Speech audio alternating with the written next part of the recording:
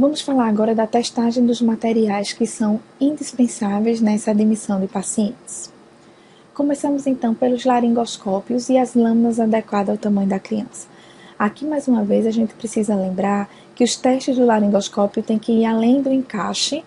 Eu preciso virá-los de cabeça para baixo e testá-los na posição que eles vão ser utilizados, porque às vezes um simples desconexão com as pilhas fazem com que nessa virada de cabeça para baixo eles não funcionem. E aí a gente testa apenas o encaixe e não testa exatamente o movimento ideal para esses laringoscópios serem utilizados. Outra coisa importante é que aqui a gente deve ter um jogo completo, ou seja, todas as lâminas devem estar disponíveis e devem ser testadas com o laringoscópio. O eletrocardiograma vai ser uma peça fundamental nesse pós-operatório, vão ser realizados algumas vezes, e aí a gente precisa checar se ele tem bateria funcionando, se ele tem papel disponível, se ele está carregado na tomada, porque esse equipamento vai ser fundamental. Existem alguns eletros que têm essa tela de monitorização e que muitas vezes a gente não precisa nem imprimir o eletro daquele momento e facilita inclusive a testagem do equipamento. O desfibrilador precisa ter pais infantis, mesmo que a gente esteja trabalhando com crianças maiores, isso vai também da quantidade de joules que vão precisar ser utilizados naquele tipo de paciente. Então é preciso saber manuseá-lo, saber testá-lo. A maioria deles hoje tem uma testagem automática, a gente só seleciona isso dentro do menu do equipamento e ele mesmo faz um checklist de testagem completo e ainda emite um relatório no final. O marca-passo externo também precisa ser checado, testado e trocado baterias se necessário, né?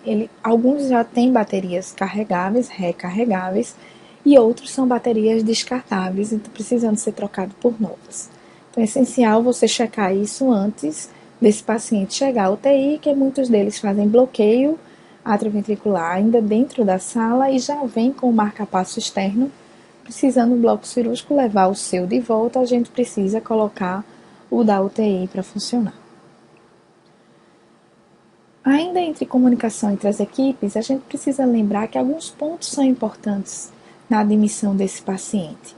Então, é preciso saber se o diagnóstico da cardiopatia foi fechado durante esse ato cirúrgico, se o procedimento realizado foi o mesmo que estava programado, o tempo de cirurgia, quanto maior o tempo, mais riscos nesse pós-operatório, o tipo de anestésico utilizado, porque alguns anestésicos fazem uma depressão no miocárdio, e a gente precisa saber disso nesse pós-operatório, o tempo de circulação extracorpórea, a quantidade do uso de heparina, de anticoagulantes, isso tudo vai fazer uma diferença no pós-operatório, o tempo de oclusão aórtica, alguns órgãos podem ter isquemiados, então, exemplo, resposta nervosa, resposta nefrética, tudo isso vai ser importante avaliar.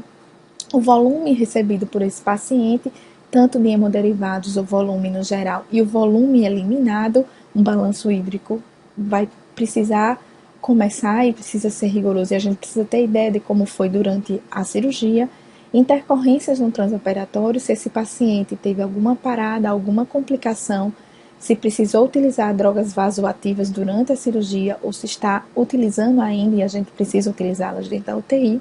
Se houve dificuldade para intubar este paciente, porque aí a gente vai pensar numa extubação com mais calma, e a presença de secreções nas vias aéreas que podem significar que esse paciente já tenha um processo infeccioso em ação e a gente precisa, então, precaver outras complicações.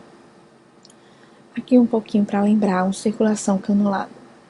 Uma canulação de um coração durante a cirurgia, um esquema de um fluxograma da circulação extracorpórea, muita heparina, muito volume. Nesse transporte do bloco para a UTI, vão vir todos os membros daquele processo operatório, daquele processo cirúrgico, geralmente os cirurgiões e o anestesista. É preciso ter cuidado com tubos, drenos, sondas e catéteres nesse momento de passar o paciente da mesa cirúrgica para a maca. É preciso também ter cuidado com a passagem da maca para a cama da UTI. A monitorização do pulso, da frequência cardíaca, do ritmo e da pressão arterial, vem um monitor multiparâmetro nesse trajeto, e é preciso estar atento à adequada oxigenação do paciente. Então, lembrando que esse é um momento crítico, né? O paciente, além de tudo, precisa estar monitorizado. Muitos blocos operatórios são distantes das UTIs, então esse transporte às vezes é longo, às vezes tem elevador, rampa, etc. Então você só pode sair com essa criança do bloco com certeza de que está tudo monitorizado para você chegar numa UTI com tranquilidade, certo? Outro momento crítico nessa chegada à UTI é a quantidade de fio e dispositivo invasivo que existe nesse paciente. É preciso ter cuidado para tirá-lo da maca para a cama, porque a gente não pode retirar nada do lugar, nada de retirar sonda, dreno, nada disso. Então a gente precisa ter cuidado e pegar esse paciente com todos os seus dispositivos para colocar no leito. Okay? Então, são vários dispositivos, eu listei alguns aqui.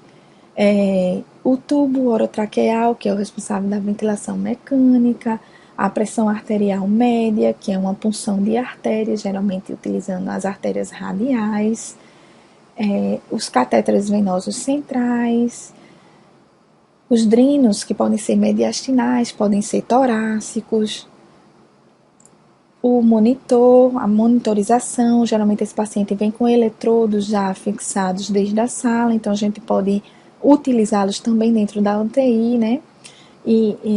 Inclusive aproveitando os mesmos eletrodos, a sonda vesical de demora para um balanço hídrico rigoroso, indispensável.